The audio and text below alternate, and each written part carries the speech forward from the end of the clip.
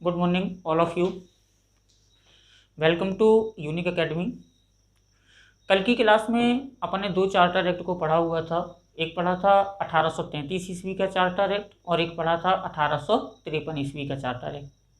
जब अपन 1853 ईस्वी का चार्टर एक्ट पढ़ रहे थे तो अपन ने कहा था कि यह अंतिम चार्टर एक्ट था, है ना। और आज अपन को पढ़ना है 1858 ईस्वी का भारत शासन अधिनियम। ठीक है, तो सबसे पहले ये दो शब्दों को क्लियर करते हैं कि चार्टर एक्ट क्या है, कब से लेकर कब तक रहा, और भारत शासन अधिनियम कब से लेकर कब तक रहा। ठीक है, और इन दोनों में अंतर क्या है और दोनों अलग अलग समय पर क्यों आई। ठीक है, देखिएगा, एक शब्द है चार्टर एक्ट, ठीक है, और एक शब्द है भारत शासन अधिनियम या भारत परिषद अधिनियम। ठीक है, एक शब्द ये है चार्टर एक्ट और भारत शासन अधिनियम या भारत परिषद अधिनियम। अब अपन बात करते हैं सबसे पहले चार्टर एक्ट की। ठीक है, तो ब्रिटिश ईस्ट इंडिया कंपनी की स्थापना 1600 ईस्वी के चार्टर एक्ट के द्वारा, है ना, यही पढ़ा था अपन ने कंपनी की स्थापना में कि ब्रिटिश ईस्ट इंडिया कंपनी की स्थापना 1600 ईस्वी के चार्टर एक्ट के द्वारा 31 दिसंबर 1600 को इंग्लैंड की महारानी एलिजाबेथ प्रथम के द्वारा की गई थी। समझ में आया। ठीक है, तो कंपनी की स्थापना भी किसके द्वारा होती है, चार्टर एक्ट के द्वारा।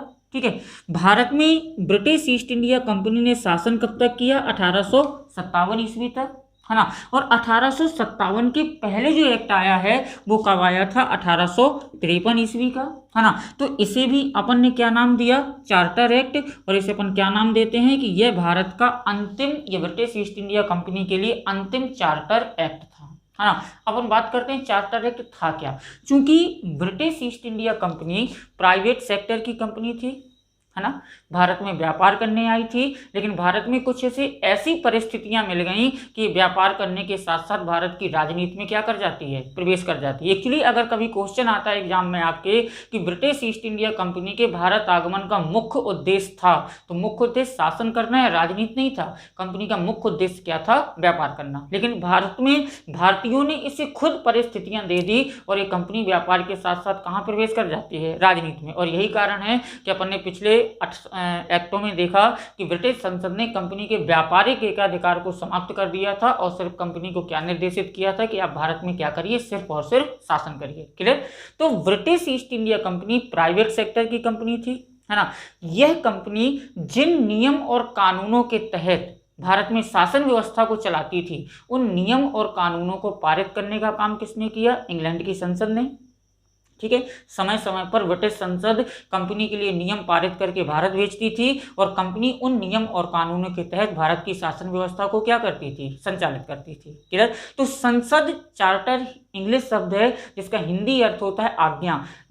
तो ब्रिटिश संसद उस चार्टर एक्ट के द्वारा कंपनी को आदेशित करती थी या आज्ञा देती थी कि आप भारत में इन नियम और कानूनों के तहत शासन व्यवस्था को क्या करें, संचालित करें, है ना। और यही कारण है कि जिस दिन से कंपनी स्थापित हुई उस दिन से लेकर जब तक कंपनी ने भारत में शासन किया, तो ब्रिटिश संसद ने जो भी नियम कानून पारित किए उन सभी नियम कानूनों को क्या नाम देते हैं अपन, चार्टर एक्ट। यानी ब्रिटिश संसद द्वारा कंपनी की प्रशासनिक व्यवस्था को संचालित करने के लिए ब्रिटिश संसद जो नियम पारित करती थी उन नियमों को अपन क्या नाम देते हैं, चार्टर एक्ट, है ना। 1600 से लेकर 1857 ईस्वी तक भारत में ब्रिटिश ईस्ट इंडिया कंपनी ने शासन किया, है ना।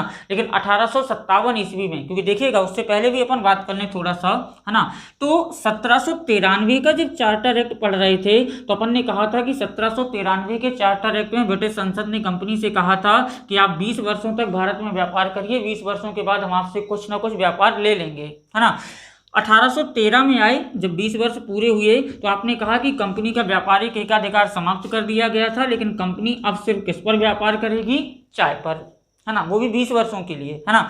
1833 में आई तो 1833 में कंपनी के व्यापारिक एकाधिकार को पूर्णतः समाप्त कर दिया गया और अब कहा गया कि कंपनी भारत में सिर्फ और सिर्फ क्या करेगी, शासन करेगी, वो भी कितने दिन के लिए, 20 वर्षों के लिए, ब्रिटिश क्राउन के प्रतिनिधि के रूप में। तो 1833 से वो 20 वर्ष कब जाकर पूरे हो गए, आपके 1853 में, है ना। और 1853 के एक्ट में अपन ने कहा था कि यह एक्ट अनिश्चित काल के लिए है, अर्थात ब्रिटिश संसद जब चाहे तब कंपनी से शासन को क्या कर लेगी, ले लेगी, है ना। और ब्रिटिश संसद 1853 में नहीं लेती है, ब्रिटिश संसद कब लेती है, जब 1857 में भारतीयों ने अंग्रेजों के विरुद्ध विद्रोह किया, है ना, आंदोलन किया, विद्रोह किया, क्रांति की, जिसे हम नाम देते हैं भारत का प्रथम स्वतंत्रता संग्राम।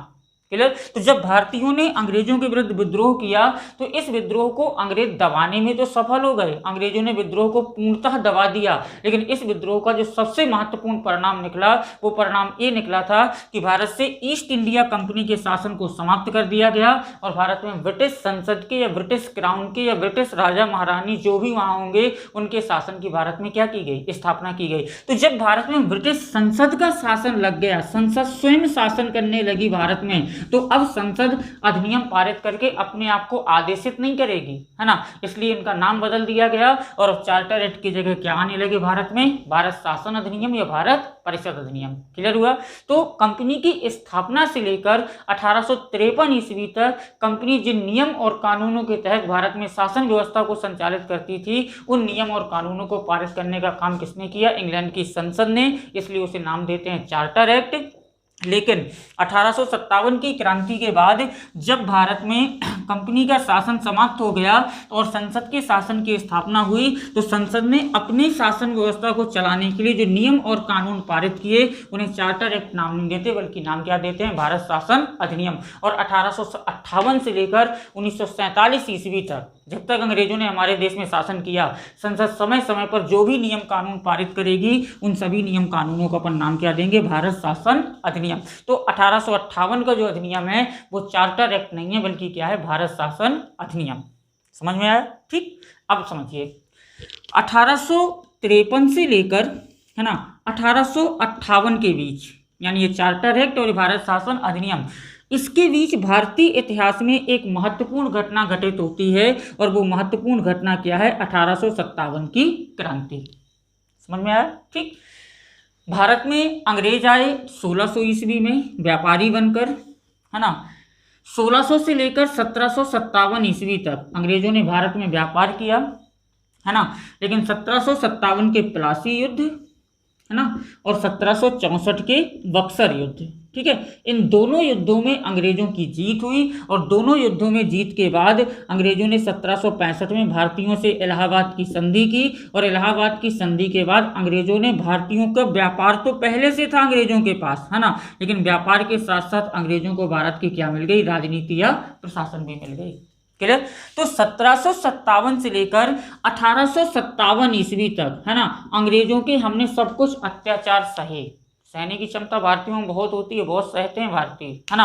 पूरे 100 साल हमने अंग्रेजों की शासन व्यवस्था सही, उनकी जो प्रताड़ित करने के तरीके थे वो सहे, है ना, जबरदस्ती लगान वसूलते थे वो सहे, सब कुछ उनका सहा हमने, है ना। लेकिन 1857 में जब सहते सहते हद हो गई तो एकदम से एक विस्फोट हुआ और उस विस्फोट को नाम क्या देते हैं, 1857 की क्रांति, है ना। इस क्रांति के लिए अगर अपन देखें तो कोई एक कारण उत्तरदायी नहीं था, इसके अनेकों कारण उत्तरदायी थे। इसके राजनीतिक कारण भी उत्तरदायी थे, है ना। राजनीतिक कारणों में जब 1857 की क्रांति पढ़ेंगे अपन इतिहास में तो इसके कारण पढ़ते हैं कि आखिर ये क्रांति क्यों हुई थी, है ना। तो इसके कई कारण पढ़ते हैं, राजनीतिक कारण, धार्मिक कारण, आर्थिक कारण, भौगोलिक कारण, सामाजिक कारण और तात्कालिक कारण, है ना। तो राजनीति थोड़ा सा ब्रीफिंग करना ओनली, मैं आपको 1857 की क्रांति नहीं पढ़ा रहा हूँ क्योंकि मेरा टॉपिक 1858 का अधिनियम है, लेकिन थोड़ा सा ब्रीफिंग कर रहा हूँ, ठीक है। कि राजनीतिक कारणों में लॉर्ड वेलेजली की सहायक संधि और डलहौजी की हड़प नीति, आर्थिक कारणों में जमींदारी व्यवस्था, महालवाड़ी व्यवस्था, रैयतवाड़ी व्यवस्था, है ना। सामाजिक कारणों में है ना। अंग्रेजों ने हमारे देश की जो प्राचीन परंपराएं थी उन्हें बंद कर दिया था, जैसे सती प्रथा को बंद कर दिया, बाल विवाह को बंद कर दिया, विधवा पुनर्विवाह प्रारंभ कर दिया। तो हमारी सामाजिक प्रथाओं पर भी अंग्रेजों ने हस्तक्षेप करना शुरू किया था।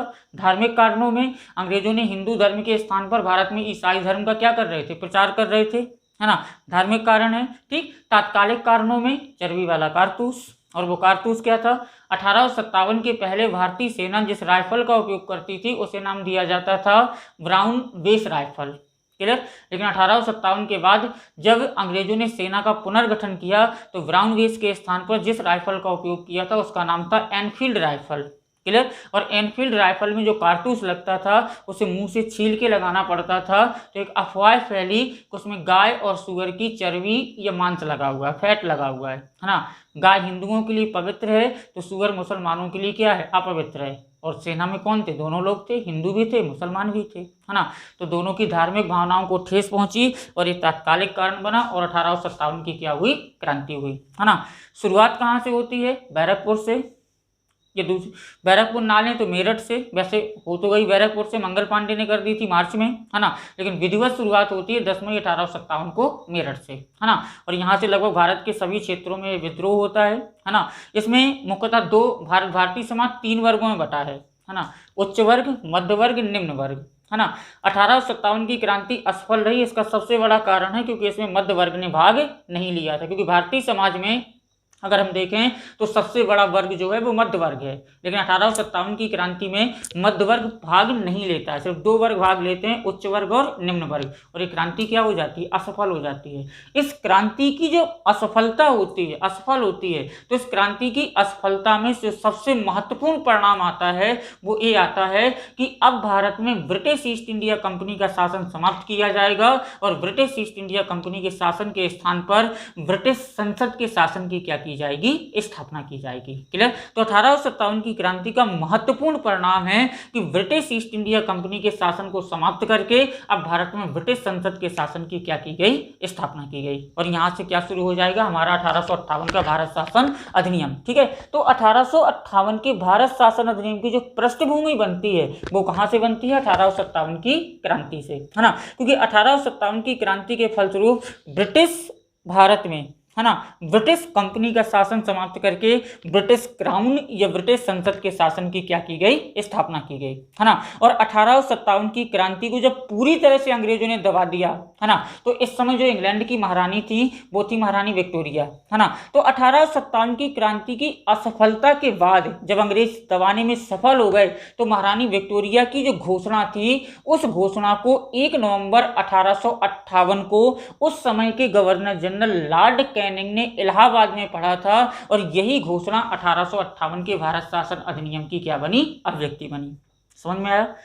1857 में जब भारतीयों ने अंग्रेजों के विरुद्ध विद्रोह किया तो इस विद्रोह को अंग्रेजों ने पूरी तरह से दबा दिया और इसका परिणाम क्या निकला, भारत से ब्रिटिश कंपनी का शासन समाप्त करके भारत में ब्रिटिश क्राउन या ब्रिटिश संसद के शासन की स्थापना की गई। और इस समय जो इंग्लैंड की महारानी थी वो थी महारानी विक्टोरिया और इस समय भारत का जो गवर्नर जनरल था वो था लॉर्ड कैनिंग। महारानी विक्टोरिया जब क्रांति असफल हो गई भारतीयों की, तो महारानी विक्टोरिया की घोषणा को 1 नवंबर 1858 को लॉर्ड कैनिंग ने इलाहाबाद में पढ़ा था और यही घोषणा 1858 के भारत शासन अधिनियम की क्या बनी, अभिव्यक्ति बनी। अब ध्यान दीजिए, यहाँ से भारत में लगभग अभी तक लगभग 100 सालों तक, है ना, शासन किसने किया है, कंपनी ने, ठीक है। और अब शासन किसे करना है, इंग्लैंड की संसद को, ठीक, संसद को करना है, ठीक है। अभी तक कंपनी ने किया, अब संसद को करना है। तो निश्चित है जो शासन के अंग होंगे, शासन की जो संस्थाएं होंगी, शासन करने का जो तरीका होगा वो सब कुछ बदलेगा, है ना। हमारे देश में जब 5 वर्षों में सरकारें बदलती हैं तो पूरा सिस्टम चेंज हो जाता है ना। 2014 तक भारत में मनमोहन सिंह जी प्रधानमंत्री थे, एक चेंज बता रहा हूँ, ठीक है।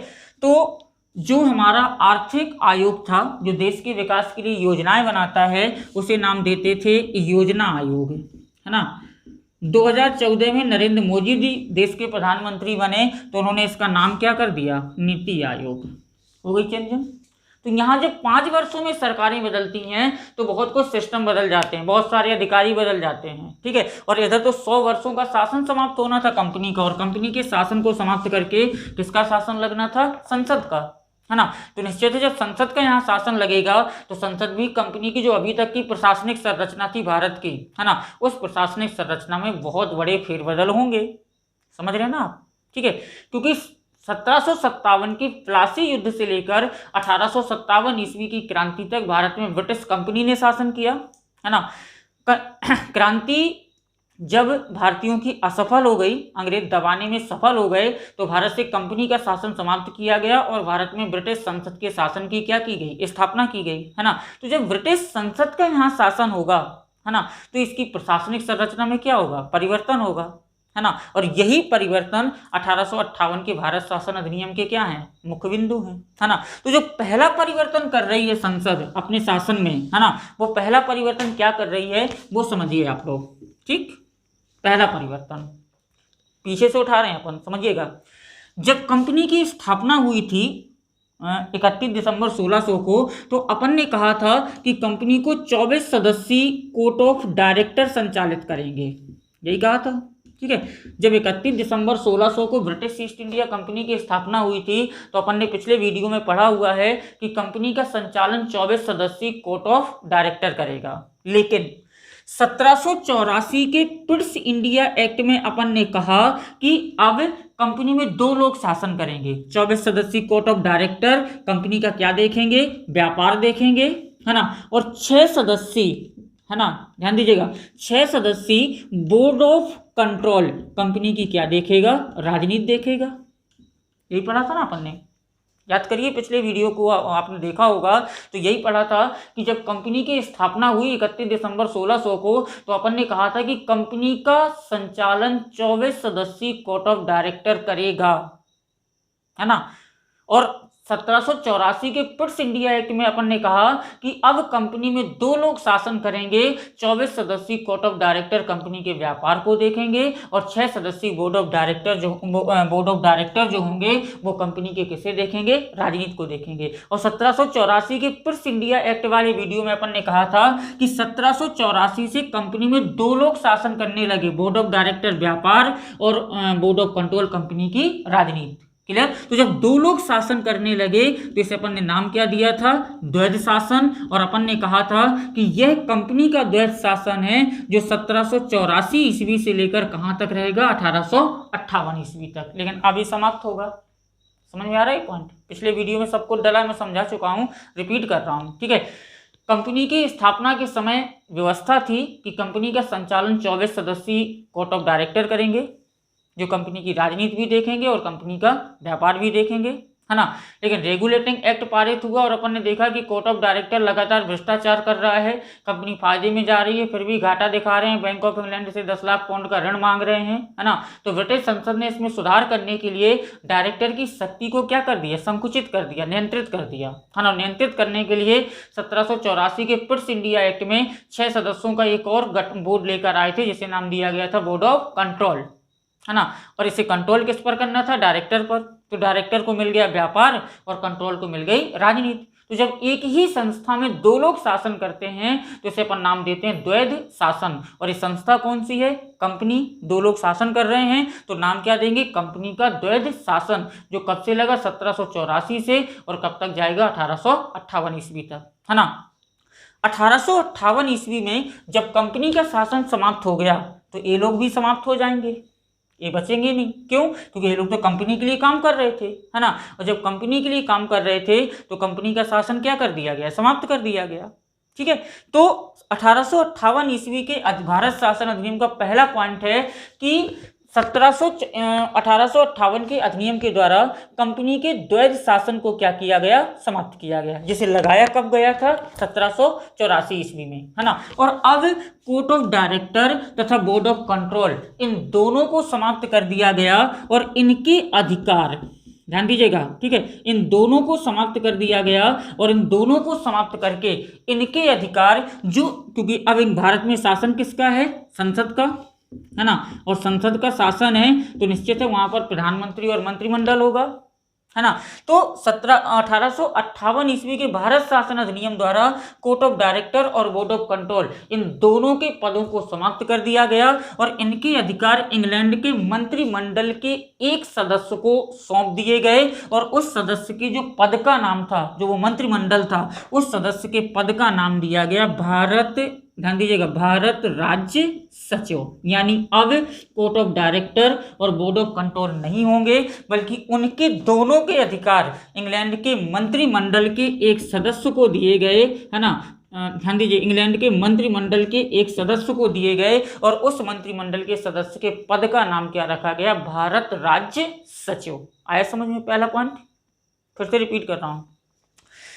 कंपनी की स्थापना के समय ये व्यवस्था थी कि कंपनी का संचालन 24 सदस्यीय कोर्ट ऑफ डायरेक्टर करेगा, है ना। और कंपनी की स्थापना से लेकर 1784 ईस्वी तक कंपनी का संचालन सिर्फ और सिर्फ किसने किया, कोर्ट ऑफ डायरेक्टर ने। क्लियर। लेकिन 1784 ईस्वी में एक और आयोग का गठन किया गया जो 6 सदस्यीय था, जिसका नाम था बोर्ड ऑफ कंट्रोल। और 1784 में व्यवस्था की गई कि कंपनी का व्यापार चलाएगा कोर्ट ऑफ डायरेक्टर और कंपनी की राजनीति चलाएगा बोर्ड ऑफ कंट्रोल। और 1784 से लेकर ये व्यवस्था कब तक रही, 1858 ईस्वी तक। इसे हम नाम क्या देते हैं इस व्यवस्था को, कंपनी का द्वैध शासन। लेकिन 1858 ईस्वी के अधिनियम द्वारा जब भारत से कंपनी का शासन समाप्त हो गया, तो ना तो अब बोर्ड ऑफ डायरेक्टर रहेगा ना बोर्ड ऑफ कंट्रोल रहेगा। क्लियर। तो 1858 के अधिनियम के द्वारा बोर्ड ऑफ डायरेक्टर और बोर्ड ऑफ कंट्रोल दोनों को समाप्त किया गया और दोनों के अधिकार इंग्लैंड की मंत्रिमंडल के एक सदस्य को दिए गए, जिस सदस्य के पद का नाम दिया गया भारत राज्य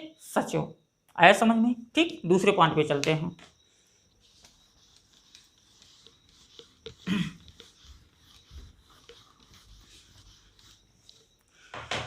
दूसरा पॉइंट समझिए। ठीक।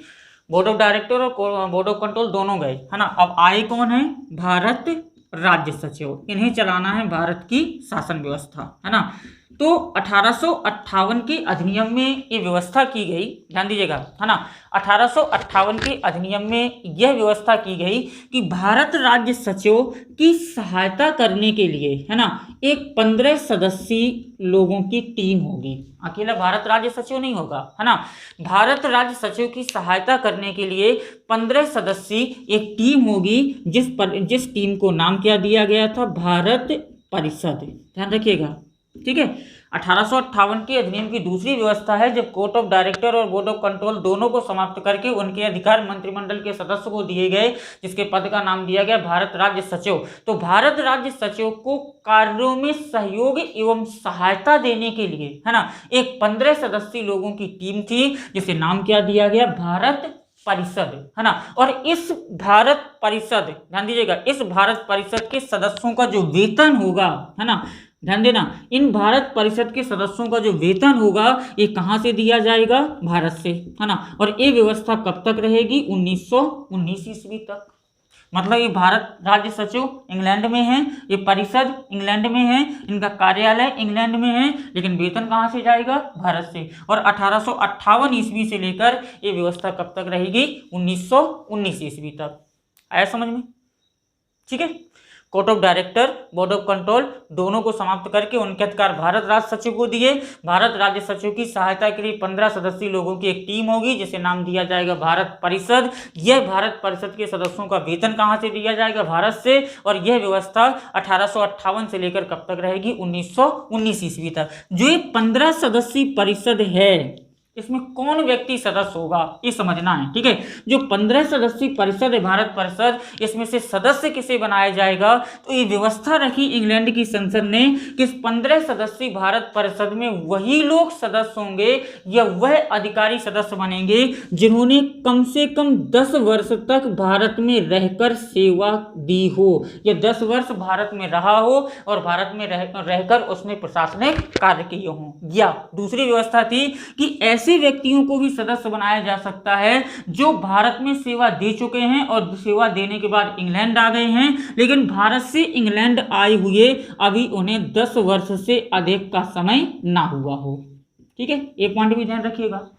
ठीक, सीधा सा अर्थ है भारत राज्य सचिव की सहायता करने के लिए 15 सदस्यीय एक दल है, जिस दल को नाम क्या दे रहे हैं, भारत परिषद। और इस 15 सदस्यीय लोगों के दल में शामिल कौन होगा, इस 15 सदस्यीय भारत परिषद में कम से कम, ध्यान दीजिएगा, कम से कम 15 सदस्यीय भारत परिषद में कम से कम आधे से अधिक, है ना, ऐसे सदस्य होंगे जिन्होंने भारत में कम से कम 10 वर्षों तक सेवा दी हो, या नियुक्ति के समय भारत से वापस इंग्लैंड आए हुए अभी उन्हें 10 वर्ष से अधिक का समय ना हुआ हो।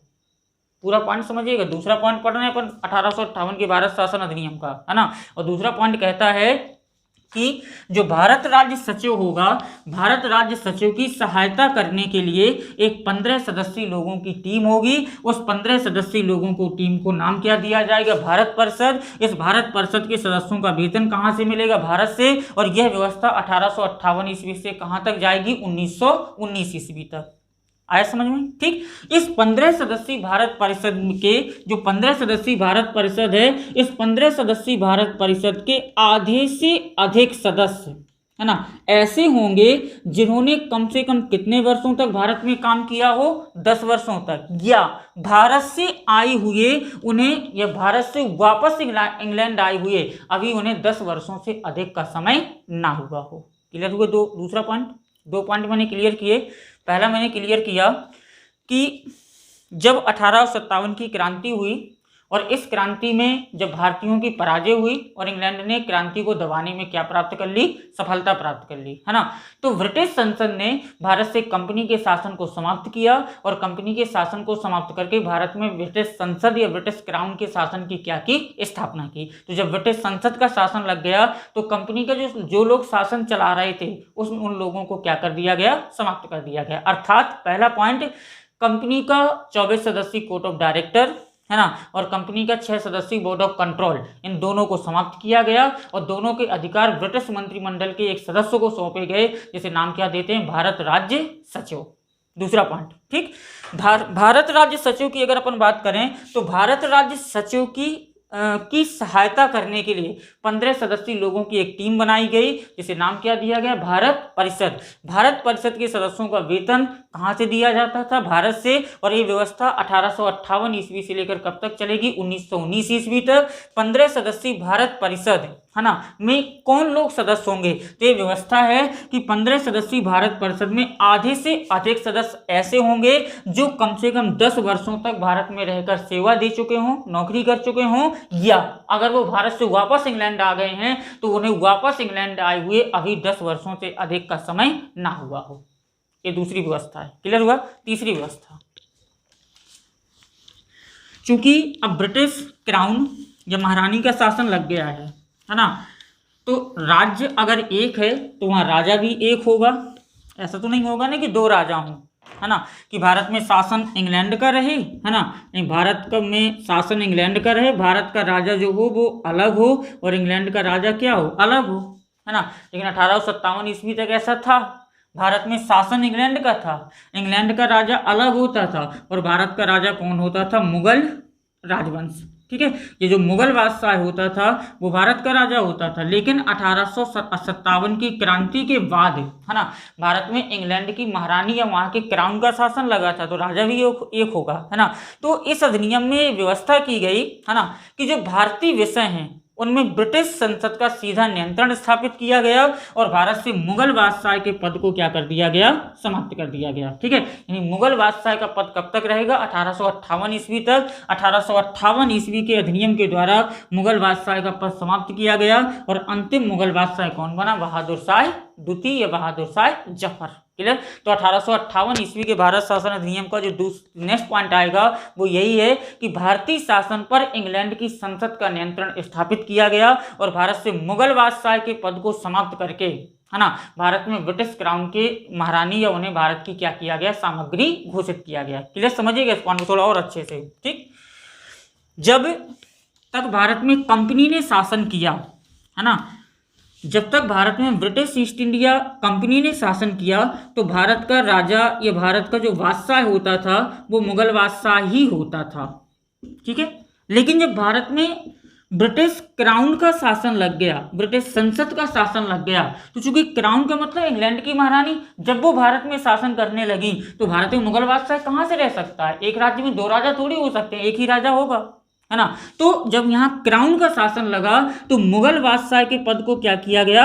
समाप्त किया गया। और भारत की सामग्री किसे घोषित किया गया? महारानी विक्टोरिया को। यानी 1858 के बाद भारत की रानी कौन हो गई थी? महारानी विक्टोरिया, क्योंकि मुगल बादशाह के पद को क्या कर दिया गया था? समाप्त कर दिया गया था। और अंतिम मुगल बादशाह कौन बना? बहादुर शाह द्वितीय या बहादुर शाह जफर। क्लियर हुआ? ठीक। जो भारत राज्य सचिव था, है ना, जब वो शासन करेगा, ध्यान दीजिएगा, है ना, तो अपने शासन के प्रति भारतीयों के प्रति उत्तरदायी नहीं होगा, है ना। वो शासन के लिए किसके प्रति उत्तरदायी होगा? संसद के। ठीक, एक पॉइंट ये है।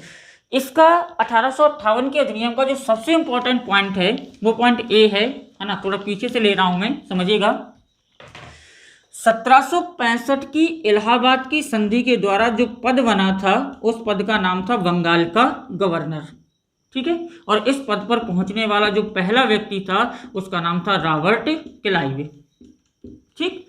1773 के रेगुलेटिंग एक्ट के द्वारा जो पद बना उस पद का नाम था बंगाल का गवर्नर जनरल। ठीक है, बंगाल का गवर्नर जनरल। ठीक। इस पद पर पहुंचने वाला जो पहला व्यक्ति था उसका नाम था वारेन हेस्टिंग्स।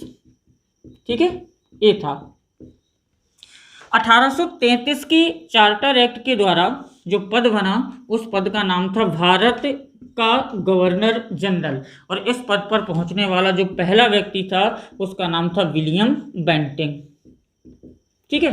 तो जो गवर्नर जनरल शब्द है, समझिए, अब एक गवर्नर जनरल शब्द किसका है? कंपनी का, ब्रिटिश ईस्ट इंडिया कंपनी का है ना।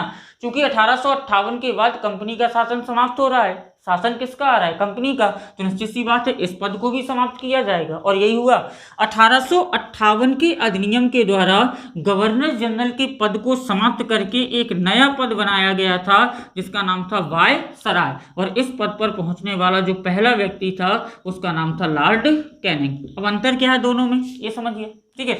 जो गवर्नर जनरल पद है ये ब्रिटिश ईस्ट इंडिया कंपनी का था। ठीक है, कंपनी द्वारा दिया गया था। और यही कारण है कि गवर्नर जनरल अपने कार्यों को लेकर किसके प्रति उत्तरदायी होता था? कंपनी के प्रति, है ना। लेकिन जो वायसराय पद है ये वायसराय पद संसद का है, ये क्राउन का है ना। और ये अपने कार्यों के प्रति कंपनी के प्रति उत्तरदायी नहीं होगा, बल्कि किसके प्रति उत्तरदायी होगा? ब्रिटिश क्राउन या ब्रिटिश संसद के प्रति। क्लियर? तो ये रहा 1858 का भारत शासन अधिनियम। इसमें अनेक परिवर्तन किए गए और जो परिवर्तन किए गए वो ये हैं। ठीक है, 2 मिनट में से समराइज कर देता हूं, आप लोग फिर से टैली कर लीजिए, है ना। 1858 के भारत शासन अधिनियम को अगर अपन देखें तो इससे पहले 1857 की क्रांति हो चुकी है ना। और 1857 की क्रांति हो चुकी है और इस क्रांति का जो परिणाम आया है वो परिणाम ये आया था कि भारत से 100 वर्षों का ब्रिटिश ईस्ट इंडिया कंपनी का शासन समाप्त किया गया था और कंपनी के शासन के स्थान पर ब्रिटिश संसद के, ब्रिटिश क्राउन के शासन की क्या की गई थी? स्थापना की गई थी, है ना।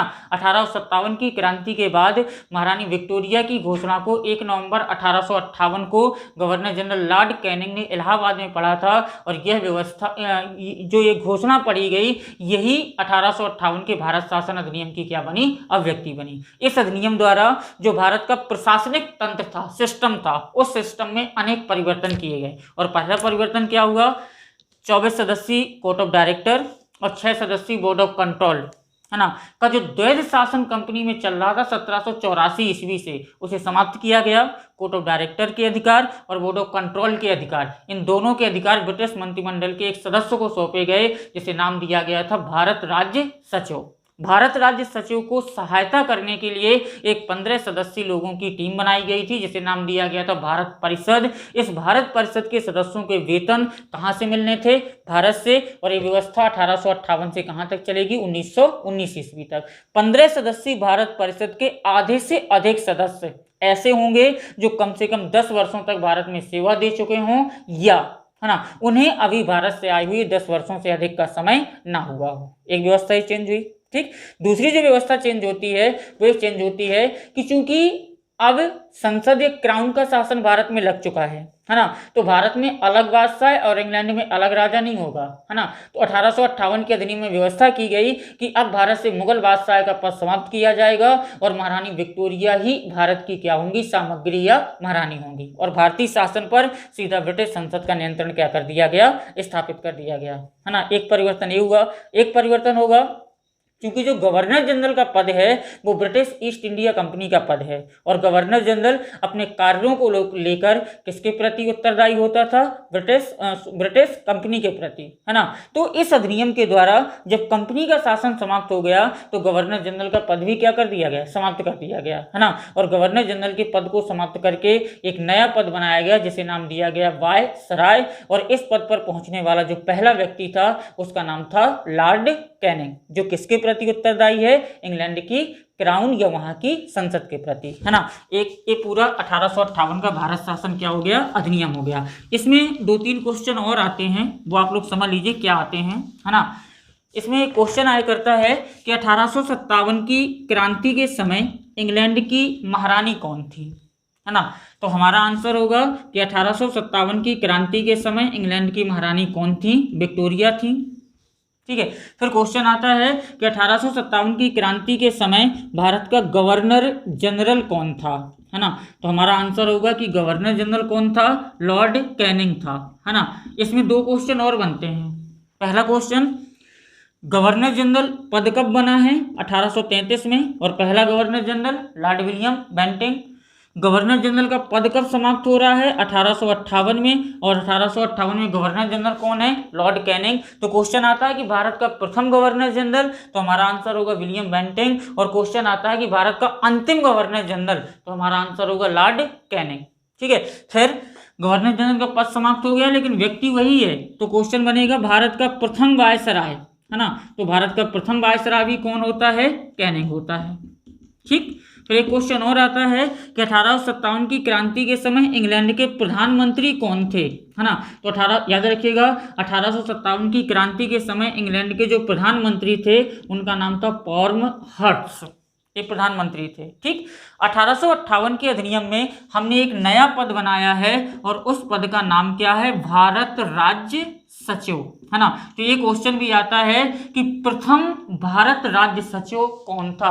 यह 1857 की क्रांति के बाद जब बोर्ड ऑफ डायरेक्टर और बोर्ड ऑफ कंट्रोल को समाप्त कर दिया गया और इन दोनों को समाप्त करके एक नया पद बनाया गया जिसका नाम था भारत राज्य सचिव। तो भारत राज्य सचिव जो पहला व्यक्ति बना वो कौन था, तो हमारा आंसर होता है लॉर्ड स्टैनली, ठीक है। ये क्वेश्चन भी यहाँ से आते हैं इसी एक्ट से, ध्यान रखिएगा। 1857 की क्रांति के समय इंग्लैंड की महारानी कौन है, विक्टोरिया है। भारत का जो 1857 की क्रांति के समय भारत का गवर्नर जनरल कौन था, लॉर्ड कैनिंग था। भारत का अंतिम governor general Lord Canning, Bharat का प्रथम वायसराय लॉर्ड कैनिंग। 1857 की क्रांति के समय इंग्लैंड का प्रधानमंत्री पॉर्महर्स्ट है, और भारत राज्य सचिव जो नया पद बना है ना, तो प्रथम भारत राज्य सचिव कौन था, तो प्रथम भारत राज्य सचिव कौन है, लॉर्ड स्टैनली है ना। ये है अपना 1858 का भारत शासन अधिनियम, ठीक है। जो नेक्स्ट भारत शासन अधिनियम है वो अपन नेक्स्ट वीडियो में पढ़ेंगे, ठीक है। आप सभी का बहुत बहुत धन्यवाद।